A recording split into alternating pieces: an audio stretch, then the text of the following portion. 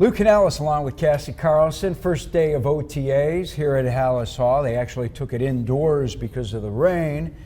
What were some of your observations day one? Well, first it's just going through the attendance sheet really, and we have our list of the roster. It's a lot of guys out there right now and seeing who's there and who's not, because that's always interesting during these off-season workout dates, especially when it's not mandatory minicamp. So some notable guys that I thought were interesting that weren't there: Kyler Gordon. Then again, he just signed his extension. He's probably working out on his own in the off-season, has been traveling a ton.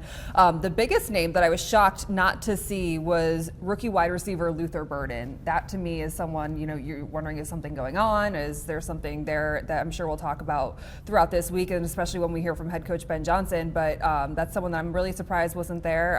Zach Pickens I did not see as well. So those are just some of the names that you're looking out for. Then you're going through the drills, and this is the first time we've really seen Ben Johnson and his new coaching staff working with the entire roster. We saw him during rookie minicamp, but I felt like they're very interactive, especially the assistant coaches. I noticed Dennis Allen, walking in guys' ears like, hey, this is what we do on this play. This is why you want your body facing this direction. Running backs coach Eric Bieniemy running this interesting drill with too many soccer balls. It was like shuffling to get their feet and centered on their body. Haven't seen that one yet. And he's obviously a coach that we're watching because of his familiarity with not only being a Super Bowl champion and going around the league, but his personality is pretty fun to watch too. Didn't hear so much from him today like we did a couple weeks ago with that fiery tone that he has. And surprised, or maybe not so surprised, to see Ben Johnson maybe a little bit more standing in the back observing. I saw him around the offensive linemen quite a bit, so I thought maybe he would be a little bit more interactive, but maybe he saves that for when he needs to be, and right now he's just kind of observing everything. Then you get into some of the 11v11, and you're looking at lineups, and Karan Amagaji lining up at left tackle with the ones. I don't know if that's so much of a surprise because Braxton Jones isn't out there on the field right now, and I don't know that we were going to see Ozzie Trapillo in their first week of OTAs out there at left tackle either. So I think that's something that we'll monitor as time goes on, but he ran with the ones. So we'll see how that shapes up, and Trapillo on the left side though with the twos. Yeah, it was interesting for me to see Jalen Johnson out there over the last couple of seasons. Johnson has stayed away from what is not mandatory camp.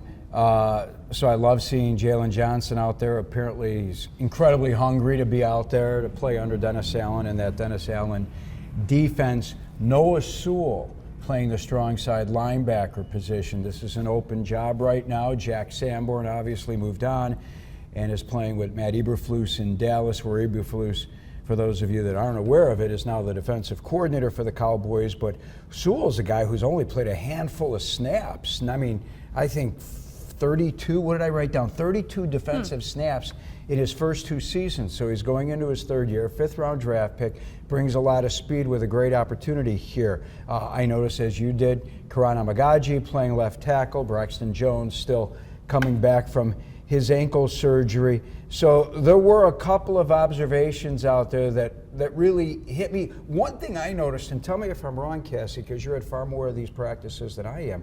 I noticed under the Ben Johnson offense that, again, it is our first day watching the team. They've been here since the beginning of the week, but first time for the media to get to observe what's going on with the offense.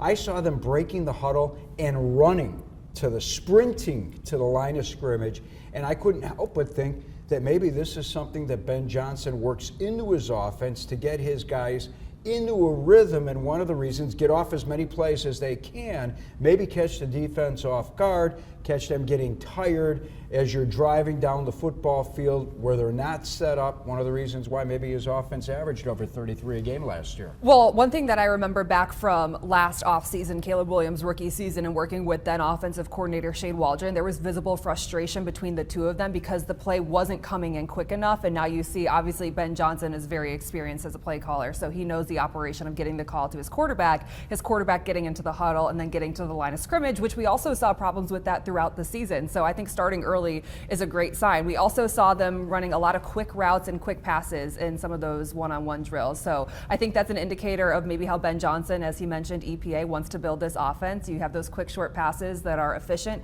and then you take those deep shots down the field. We saw Caleb Williams try to connect with Rome Odunze in stride. That was one of those explosive plays. He dropped the ball. Yeah, but it was one of those glimpses where you're like, oh, that would be exciting, because we just didn't see it last year. And I saw a number of times times where Williams was looking for Adunze as his main target man. Adunze made a catch on the sidelines that I thought was terrific. We talked about the offense getting in and out of the huddle. How about Joe Tuni? Getting his new contract announced a couple of days ago. Tuni had a year left on his deal that came over from the Chiefs, and now he gets a 2-year extension, so $51 million over the next 3 seasons.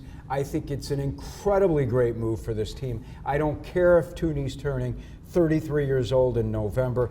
Not only is he a Pro Bowler and All-Pro the last 2 seasons, named by his Chief teammates as the MVP of that Chiefs team last year, he also brings leadership to a locker room that's been starving for it. Well, and I remember talking to him when they brought him in, and he's a pretty soft-spoken guy, and I mentioned, the leadership that this locker room needs, and I don't know that he's so much of a vocal leader, but he will be a lead-by-example guy for sure. I mean, this is a guy who's won 4 Super Bowls, and he did it with the Patriots, so meaning he played with Tom Brady, and then with the Chiefs, so he played with Patrick Mahomes, right? So, I mean, he won the lottery of teams you're going to play for, and we, of course, all hope that Caleb Williams is that same sort of quarterback that has that same sort of success. And I think the most important part is, one, the cap hit's not bad. It's like $8 million.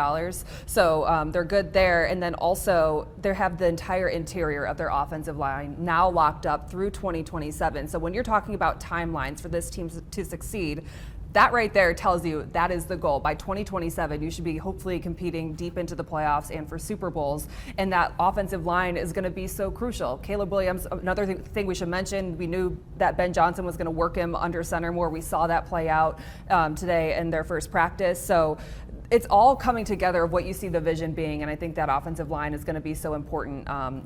Left tackle, as we mentioned, is going to be a huge part that we're going to be looking out for because that's really the one glaring piece on it where you're like, how is this going to work? But Joe Tuni, Drew Dahlman, Jonah Jackson all have resumes that speak for themselves. So I feel good about that part going into this season. Like it shouldn't really be a talking point, right? It should be set. And let's hope that it's not. You're right. Injuries obviously come up. Honestly, I was looking at the roster and I'm like, oh, I even forgot that Ryan Bates is still on this team. But we know that they need depth, and so it's going to come up eventually some point in the season. Especially if they're going to run the Ben Johnson offense, which means a lot of sprinting at the line of scrimmage, trying to catch the defense off guard. I saw an animated Jonah Jackson out there, guy who looked like he was ready, anxious to prove that last year was just something that shouldn't have happened in his career.